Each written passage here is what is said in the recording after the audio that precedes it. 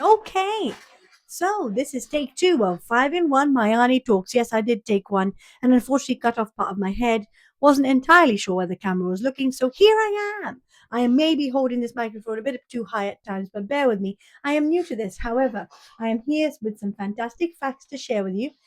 This is a beautiful channel in which I share my passion for and love of jewelry as a more conscious form of adornment. Now, for me, for a long time, adorning myself with jewelry has purely been an aesthetic activity. So I've purely put jewelry on because I felt it made me look more beautiful. And this is what I grew up with, this sort of idea that you wear jewelry simply to complete your look in some cases, simply to make yourself feel more beautiful or look more beautiful.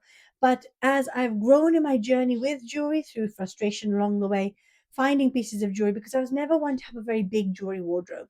I had very few pieces that actually captured my attention and caught my eye when I looked for jewelry in my teenage years, early teenage years through to my young adulthood.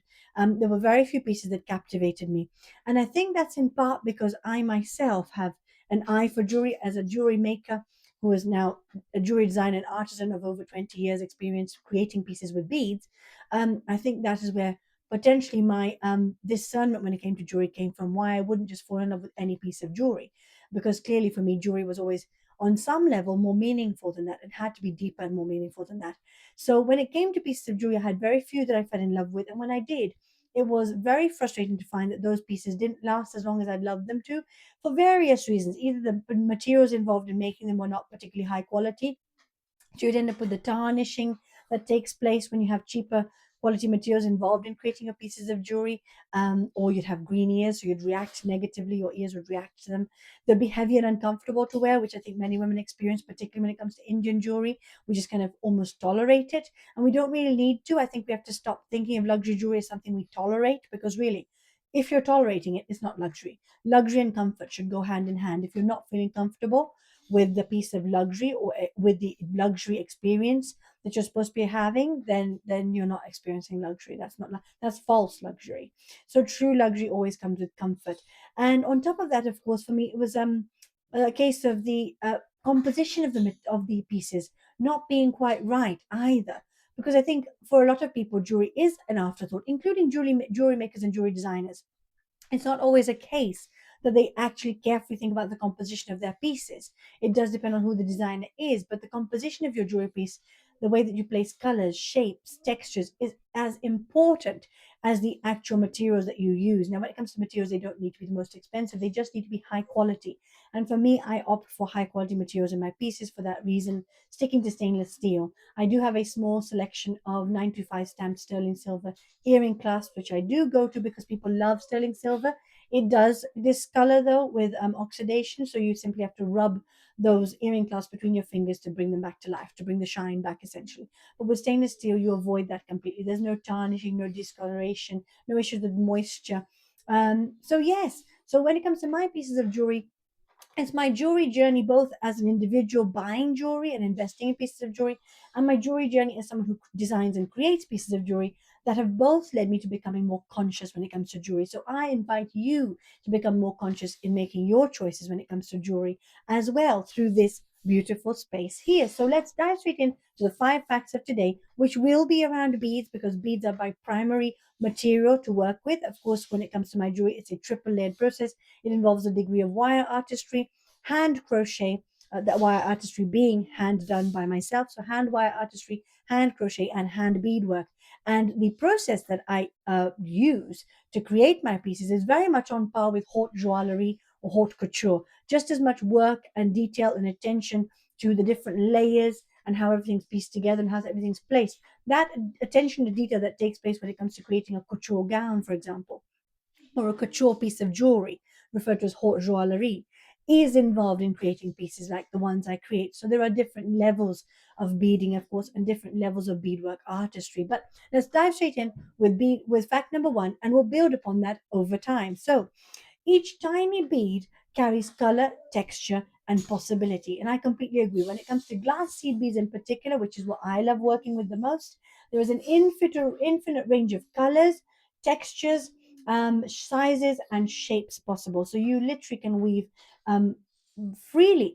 I almost feel like when you work with glass seed beads, it's like working with paint. How you can paint a tapestry, you can essentially do the same thing with the glass seed beads, because there are so many different size options, color options, and shape options available. And the artistry comes in piecing those together in just the right placing to create something that is exquisite and exceptionally beautiful versus something that looks a bit just chucked together.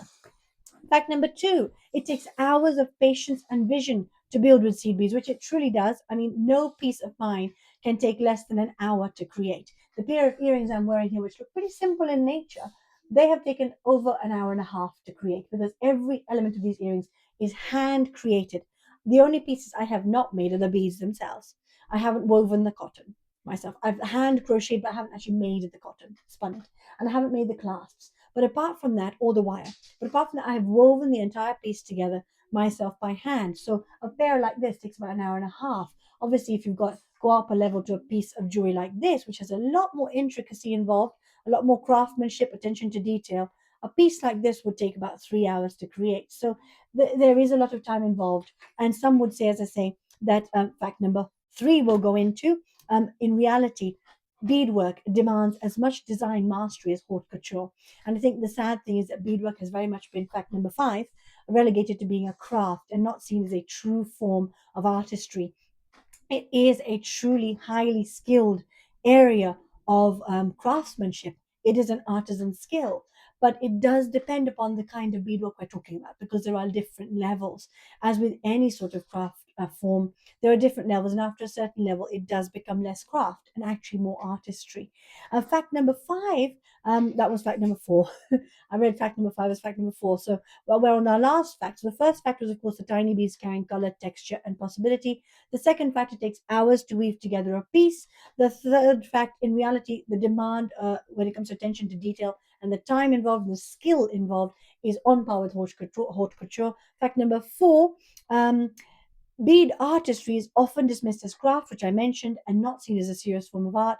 And fact number five, by elevating beadwork and actually reinstating it because it was actually seen as a serious form of artistry before the use of gold, silver, and gemstones took over in the luxury jewelry business, which typically took place around the Industrial Revolution and was primarily led by men because it was seen as a source of wealth. Not just display of status, but also using the expensive materials was a very good way to make a lot of money through selling these pieces of jewelry to people who are interested in showing their wealth and status through pieces of jewelry. And so until they took the forefront, beads were what we were using to create our pieces of adornment. And beads are actually the original form of adornment. We have been, when we first started dabbling in the area of adorning ourselves, it was beads we actually experimented with, from wood beads to shell beads to bone beads. It then evolved, and glass beads have been in existence for between 4,000 to 5,000 years now, so a long time. And they truly were seen as a very beautiful, rich, extravagant, luxurious way to not only celebrate artistry but also share culture and stories and through the trade routes. And this is before, of course, gold, silver, and precious metals and precious gemstones took over as the standard for luxury.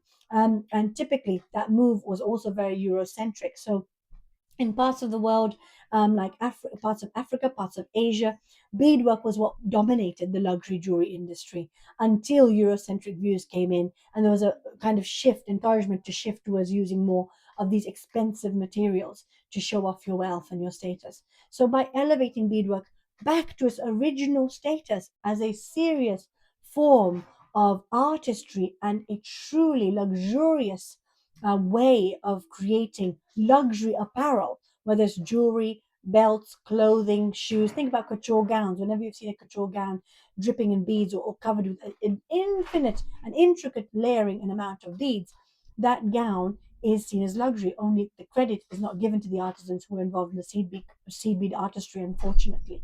So yes, by elevating beadwork back to its original status, we not only elevate we not only reclaim some of our lost heritage as a global human civilization, because beads permeate through every single civilization on the planet. Every single culture has had some sort of association with beads at some point. So it's a very unifying way for us to come together and to celebrate our heritage and reclaim our heritage. But on top of that, it's also a powerful way for us to give more credit to and shine more of a spotlight on women artisans and their creative voices, because typically when it comes to beadwork and bead artistry, it is women who are preserving that art form across the different cultures on the planet, and they typically have been preserving it partly because it's a tradition passed down to them, a skill that's been passed down to them through their families, but also partly as a source of income for them to support their families. Anyway, if you've stuck me this far, I really hope you've enjoyed these 5 facts. I'll be back again soon. I try to keep it brief so you can carry on exploring jewelry in your own way. I do have a question for you, if you wouldn't mind indulging me. If you wouldn't mind sharing in the comments, I'd love to know if you see jewelry more as a craft or as wearable art. Because for me, for a long time, jewelry was, as I say, just something I put on to improve, to complete my look or help me feel more beautiful. But it was never seen as wearable art. That change has taken place as I've noticed that there are pieces of jewelry that when you look at them, they truly are just wearable works of art. You cannot see them as just any old piece of jewelry. So I'd love to know from you whether jewelry for you is more wearable art or whether it's more craft, or whether if you're new to the idea of jewelry as wearable art, whether you actually love this idea or not. If you've enjoyed today, of course, please feel free to subscribe, hit the notification bell so you can stay tuned into this channel as we together explore and uncover our relationship with jewelry and how it's important to make it a more conscious journey for us and a more conscious relationship, and how we can do that in a way that feels deeply personal and meaningful to us. Thank you for joining me. And as always, remember, because your jewelry should always be more than just an afterthought. Thank you, and bye for now.